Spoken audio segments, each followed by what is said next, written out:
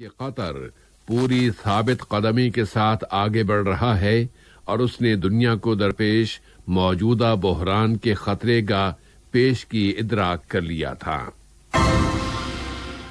صاحب سمو امیر نے ماہ رمضان کی آمد کے موقع پر مجلس شورا کے اسپیکر کی جانب سے مبارکباد کا برقی پیغام وصول کیا اور عربی و اسلامی ملکوں کے قائدین اور رہنماؤں کے ساتھ مبارکباد کا تبادلہ کیا ہے۔ وزیر اعظم نے کورونا وائرس سے متاثرین کے علاج کے لیے صحت کی 2 تنصیبات کا افتتاح کیا ہے اور ملک میں صحت پانے والوں کی تعداد اب 750 ہو گئی ہے۔ اور کورونا وائرس کے پھیلاؤ کی فضا میں اسلامی دنیا بہت مختلف اور غیر معمولی حالات میں ماہ رمضان کا استقبال کر رہی ہے۔ سمجھ یہ تھا اہم خبروں کا خلاصہ، اور اب پیش خدمت ہے ریڈیو قطر سے آج کا پہلا مفصل نشریہ۔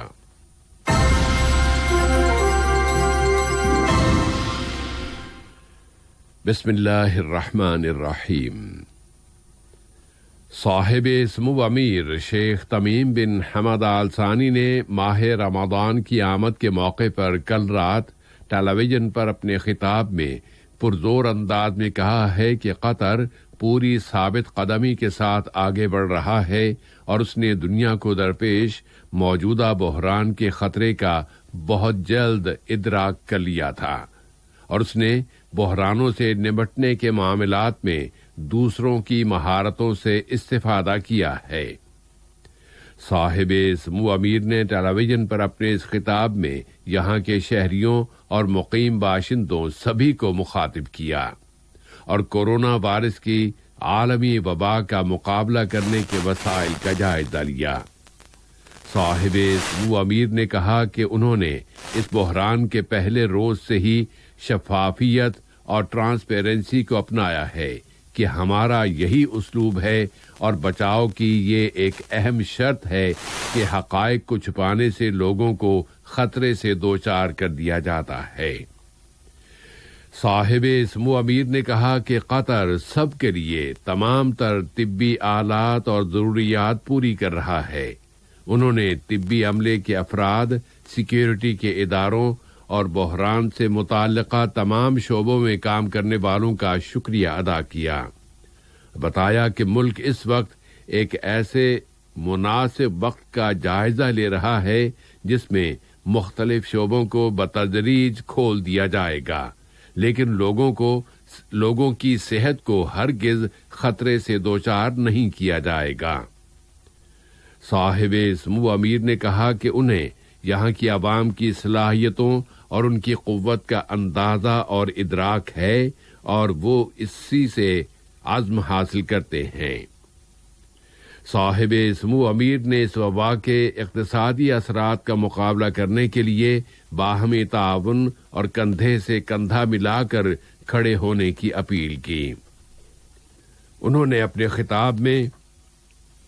پرزور انداز میں کہا کہ ملک کی معیشت اور اقتصادیات ایندھن اور انرجی کی قیمتوں کے اتار چڑھاؤ کے ہاتھوں میں ہرگز یرغمال نہیں بنی رہے گی۔ بتایا کہ انہوں نے کابینہ کو اب ہدایات دے دی ہیں کہ معیشت کی آزادی کے لیے بنیادی اصلاحات لائی جائیں۔ صاحب سمو امیر نے اپنے خطاب کے آخر میں خوشخبری سناتے ہوئے کہا کہ قطر پوری ثابت قدمی کے ساتھ آگے بڑھ رہا ہے۔ صاحب سمو امیر شیخ تمیم بن حمد آل ثانی نے ماہ رمضان کی آمد کے موقع پر مجلس شورا کے اسپیکر جناب احمد بن عبداللہ بن زید آل محمود کی جانب سے مبارکباد کا برقی پیغام وصول کیا۔ اس پیغام میں صاحب سمو امیر کو مجلس شورا کے اسپیکر اور ممبران کی جانب سے مبارکباد دی گئی ہے۔ صاحب سمو امیر نے بھی شکریہ کا جوابی برقی پیغام ارسال کیا ہے۔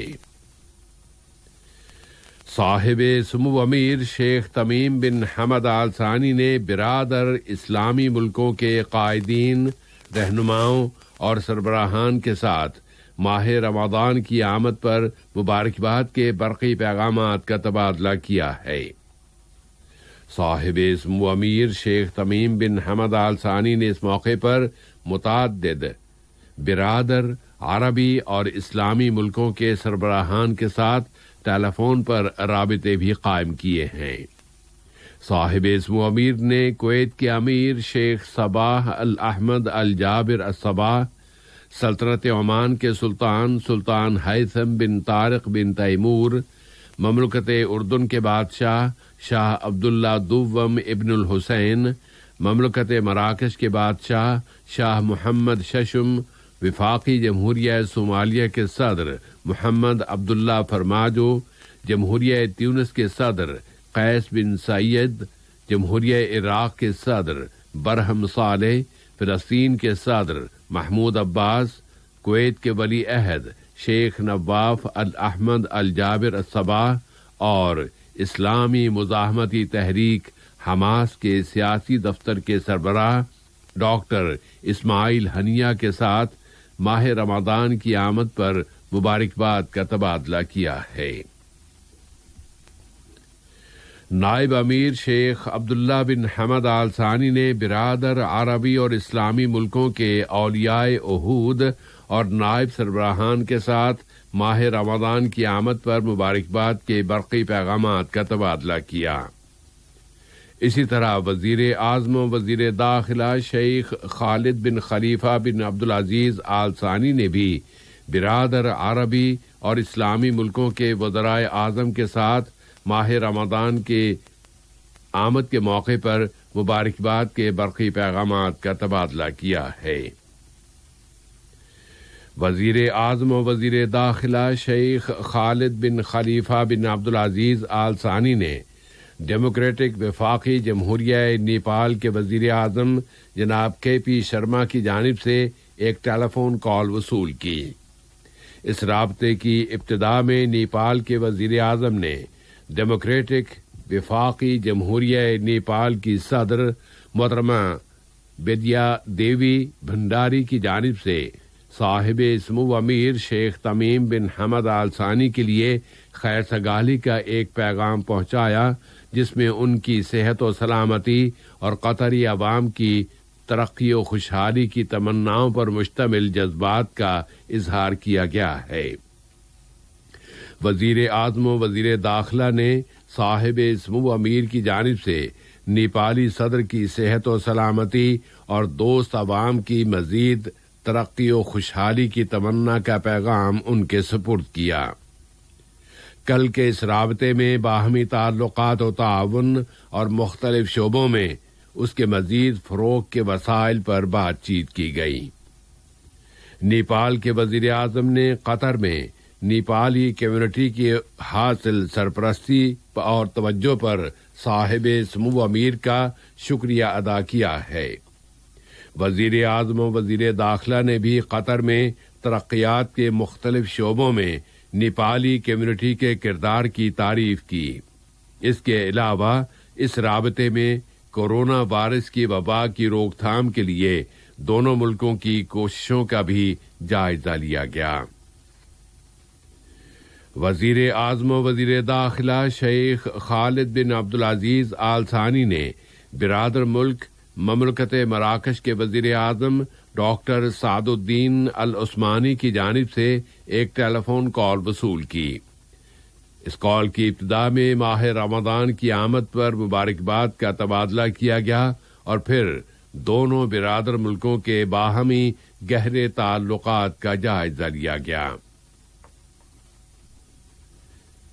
ملک میں کورونا وائرس سے متاثر ہو جانے والے مریضوں کی سرپرستی کے لیے تمام تر ضروری وسائل کی فراہمی کی ضمانت سے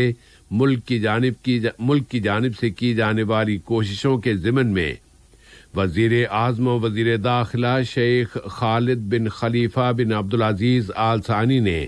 رأس لفان اسپتال اور الرویس ہیلتھ سینٹر کو کورونا وائرس کے مریضوں کے علاج کے لیے مخصوص کرنے کا افتتاح کیا ہے۔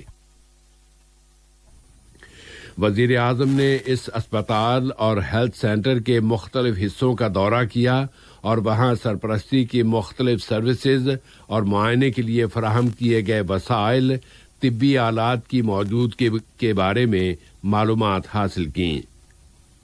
راس لفان اسپتال میں 400 سے زیادہ بستر ہیں۔ اس کے علاوہ رویس ہیلتھ سینٹر میں ایمرجنسی سروس اور لیبارٹری کی سہولتیں موجود ہیں۔ وزیر صحت عامہ ڈاکٹر حنان محمد الکواری اور اس وزارت کے متعدد اعلی اہلکاران بھی اس افتتاحی تقریب میں وزیر اعظم و وزیر داخلہ کے ہمراہ تھے۔ ملک میں کورونا وائرس کی تازہ ترین صورتحال کے بارے میں وزارت صحت نے اعلان کیا ہے کہ اس کورونا وائرس کے مزید 623 مریضوں کی رجسٹریشن کی گئی ہے اور 61 مریض صحت یاب ہو گئے ہیں۔ اس طرح ملک میں شفا یاب ہونے والوں کی تعداد اب 750 ہو گئی ہے۔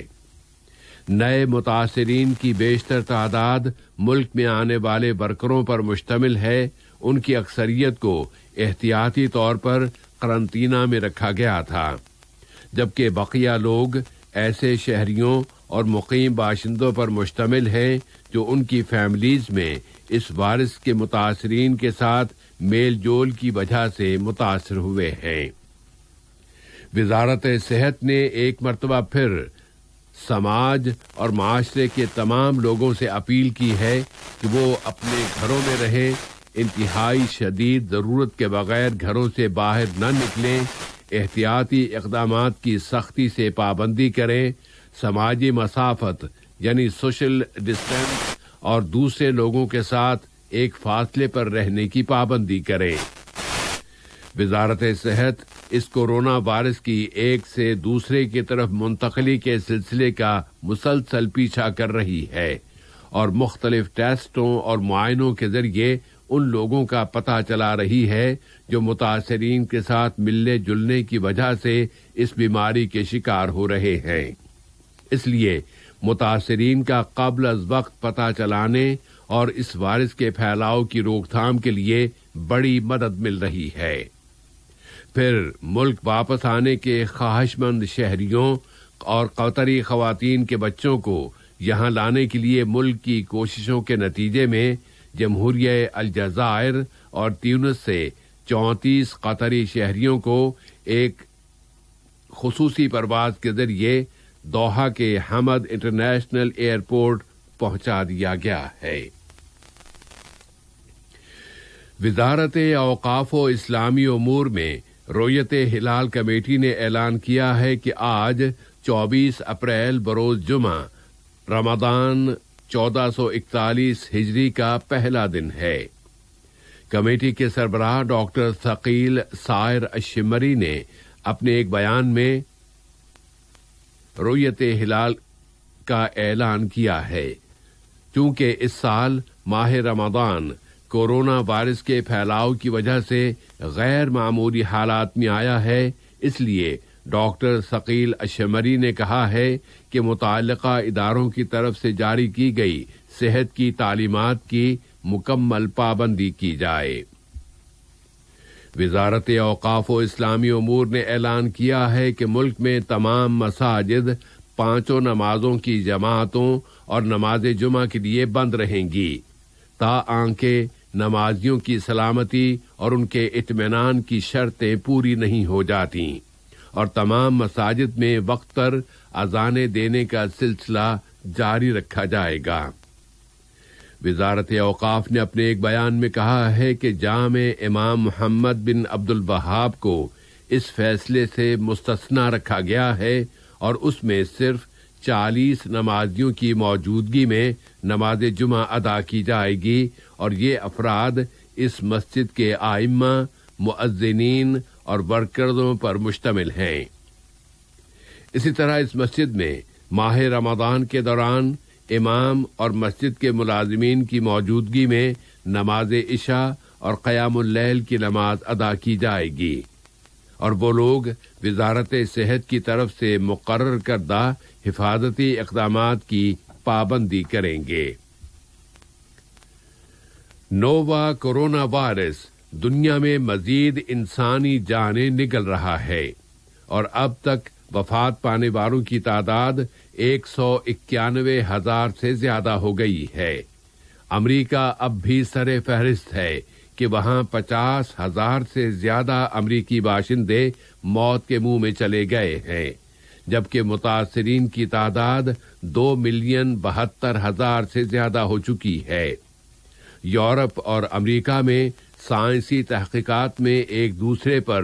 بازی لے جانے کی کوششیں کی جا رہی ہیں کہ کورونا وائرس کا کوئی علاج دریافت کیا جا سکے۔